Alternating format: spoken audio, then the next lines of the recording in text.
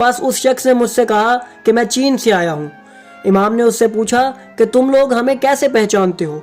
वो शख्स कहने लगा, हमारे इलाके में एक पौधा है जिस पर हर साल फूल लगते हैं और वो फूल दिन में रोजाना 2 मरतबा खिलता है।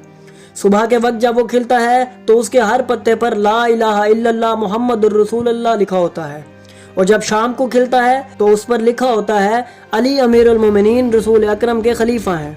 नाजरीन, अहले बैत जिन अशिया का इस्तेमाल करते थे उनमें चीन के इलाके से आने वाली अशिया भी मौजूद थी।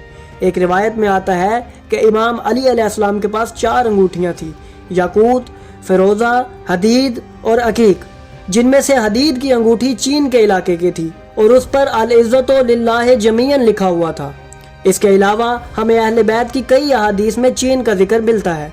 एक मशहूर मुकालमा जो इमाम अली अलैहिस्सलाम और एक माहिर इल्म नजूम के माबैन हुआ, उसमें भी इमाम ने उसे चीन के